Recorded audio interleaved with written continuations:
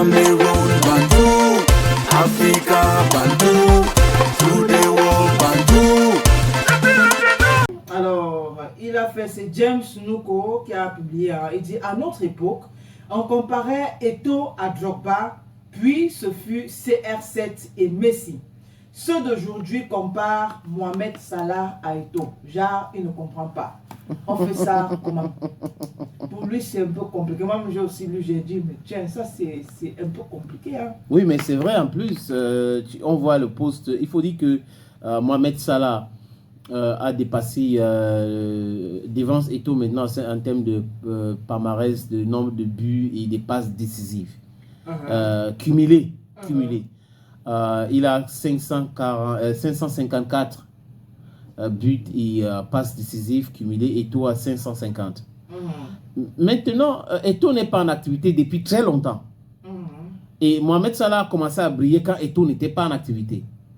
Mais l'idée de toujours essayer, c'est vrai qu'on peut dire qu'il y a un record qui était un record de Samuel Eto'o fils que tel a fait. Mais les gens essayent toujours de vouloir comparer celui qui n'est pas en activité et celui qui est en activité. C'est quand même marrant de prendre Mané par exemple pour comparer à Mila ou à Diop. Diop. Bon, ceci étant dit, sénateur, n'est-ce pas? Je vais comprendre en français facile.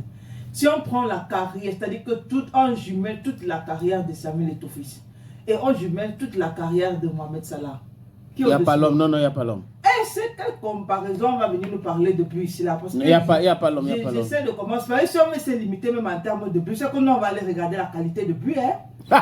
Oui, parce que si c'est une question de but, c'est que nous on va pas aller sur le plan qualitatif, mais quantitatif. Mais on va aller sur le plan qualitatif. Et l'influence du joueur dans son équipe. Il faut que les gens sachent que même en termes de réflexion, là, nous on a avancé. Voilà, mais pour dire vrai, Eto'o c'est celui qui valorise les autres. Tu te rappelles en 2019 lors du Ballon d'Or, le journaliste a posé la question à Eto'o entre Lionel Messi, parce que c'était les deux, entre Lionel Messi et Cristiano Ronaldo, qui est le meilleur. Et tu sais ce qu'Eto'o a dit?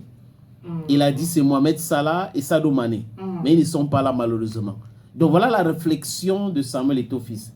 Il est pour l'Afrique, il est panafricain. J'étais au Kenya dernièrement, je t'ai parlé de ça. Quand tu parles de Samuel Eto'o fils, les gens sont vraiment, tu vois, ils ont le goosebump.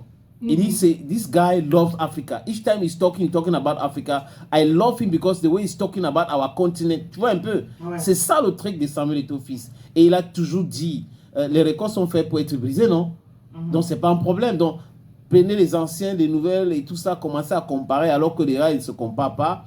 Et d'ailleurs, si on regarde la carrière, comme tu as dit tout à l'heure, en Afrique, Mohamed Salah, c'est que le patron c'est Samuel Eto'o fils, même dans le monde.